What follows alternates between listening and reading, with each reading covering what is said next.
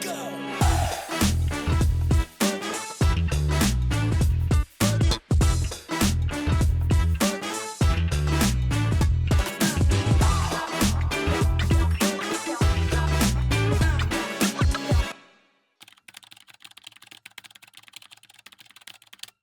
everyone, welcome back to HR Debatable. My name is Neelie Verlinden, I'm your host, and today I'm being joined by two fantastic guests, Vicky Skrzydowski and Christine Lutz. Now, before I get to our guests, don't forget, if you haven't done so already, to subscribe to our podcast channel. And also, if you could leave us a review, that really helps in growing this podcast. So thank you very much in advance for doing that. All right, let me get to our two beautiful guests of today. Hi, Christine, and hi, Vicky. Hello. Hi. Perhaps we can start by a brief introduction. So maybe Christine, you can introduce yourself. Yes, I'd love to. Thank you, Neelie. I'm Christine Lutz. I'm based in Frankfurt, Germany, close to Frankfurt. I used to work for Lufthansa for more than 23 years. And at the age of 53, I decided to leave the company to found my own company because I fell in love with the topic of knowledge transfer. And we did a platform to make it easier to transfer experienced knowledge. Thank you, Christine. Vicky, perhaps you could also tell us a little bit more about yourself. Amazing. Thank you, Neelie. And you did such a good job with my last name. I'm very impressed. I'm very much used to it being butchered over on the Australian continent. So obviously I'm based in Australia. I'm based on the beautiful sunny Gold Coast. I'm the founder of Agile HR. So it's a fractional HR model where we work with small and medium-sized businesses in Australia. And we go by the motto HR without the bull. So very much about having a pragmatic, no-nonsense, pragmatic approach to HR solutions for businesses. So my background is about 20 years in the service sector, HR and other operational roles. So very excited to speak to a fellow aviation enthusiast. So I'm sure we have lots of common ground and plenty of war stories to share. I think so too. And I honestly, I cannot wait. I'm super excited. I told you both, I think at least 3 times already. Also, I think it's very cool that we're having this episode on various continents here on this planet. So I would suggest we get started right away. Now, for those of you tuning into the HR Debatable podcast for the very first time, let me quickly explain what it is we do here. Now, we usually debate around various topics related to HR and the world of work. I will share a short introduction, and then I will drop a statement, and I will ask both Vicky and Christine to give their opinion on the statement. And of course, they get some time to elaborate on it. And sometimes I take it on myself as well to play devil's advocate to push the debate a little bit further. So that's it. All right, back to you, Vicky and Christine. Do you have any questions before we get started? Let's go. We're fine. All right, then let's go. Okay, here goes for the first debate. The theme here is performance management. Now, so this first debate revolves around performance management. I remember someone asking me, I think this was 6 years ago already, near the end of the year when everybody is talking about HR trends, of course, what I hoped would change in the year to come. And my answer back then already was performance management. Now, 6 years later, some things have indeed changed, but many haven't. A lot of companies are still working with that dreaded once or twice a year performance review, and HR often seems to be put in charge of the performance management process, or at least be held accountable for it, while many managers either don't want to be involved in it, or if they have no choice, they simply tick boxes to get things over with as soon as possible. Now, here too, I remember various of my previous managers literally checking whatever box they had to check on the company's performance review form and telling me I would get my bonus regardless. That was great for me, of course, but at the same time, it was not so great because there wasn't any focus on development opportunities or career growth options during those conversations. Back to HR's role in the performance management process for a moment now. Is this something that we want HR to be the primary responsible party for? Or would it make more sense to put way more emphasis on the role of the line manager? Aren't they the ones at the end of the day who know their team members best? Or should we go to a collaborative effort where HR and line managers take care of the process together? Now, those are a lot of questions, and all of those, they bring me to today's first statement. Managers, not HR, should have full ownership of the performance management process. All right, now let me hear your opinions first. So, Christine, I'll start with you. Do you vote yes or do you vote no? I vote no. Oh, nice. All right, Vicky, what do you vote? I vote yes. Oh, that is a very interesting start of this first debate. Okay, Christine, I'll go back to you. So, yeah, please share your thoughts on this.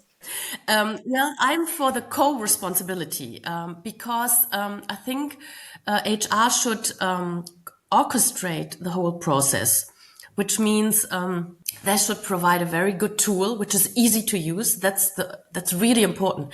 At Lufthansa, we used to have a very big German IT company, which nobody liked. HR should provide leadership trainings because not everybody is really capable of more than ticking a box. And it should oversight and ensure the fairness and the alignment of the process. And if this is really a combination, performance management can really work. If you leave it only to the managers, it won't work because my guess is only 30% of the managers really lead. The other ones are only head of classmates. Okay, interesting. Okay, well, thank you for that, let's say, opening statement, Christine. Let's go to you, Vicky. I would love to hear from you as well. Interesting because I voted the opposite, but fundamentally the points, Christine, that you raise, I agree with. So it's a scary concept based on my own experience with managers to let them lead the process. But again, 100% agree that managers, they should be proceeding with the performance management processes based on the structure and the tools and the framework that the HR person sets out, because ultimately that's what we're good at doing, and that's how we guide them with doing things the right way. I think, and again, in my experience with HR being so involved in performance management processes, it shows a manager weakness. So I found if there's an expectation that HR handles the difficult conversations or the decision-making process, it takes away or it highlights perhaps the lack of confidence for the manager to actually manage their staff member. So there's, again, the strong emphasis on the line manager aligning themselves with their HR business partner. The business partner will align the blind spots, et cetera, to assist them, but the HR should just be supportive in the process rather than actually managing it. Probably reigns true for me the most with middle management. So to what you alluded before, Christine, about, I think you said 30% of line managers maybe manage. Most middle managers probably haven't been taught how to manage at any stage of their career. They're a functional expert in their department or in the operational role that they have. So again, I think the line manager should have the full responsibility of the performance management process, but HR has got a say probably in quite a lot what they have to do.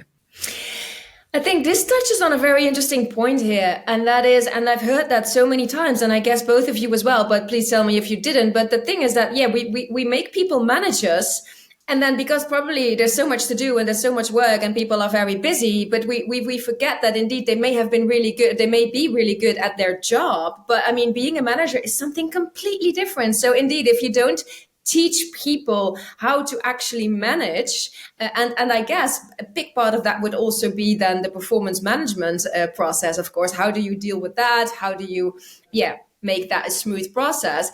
Then you can also not expect that people just know how to do that, right? Perhaps, Christine, your thoughts on that?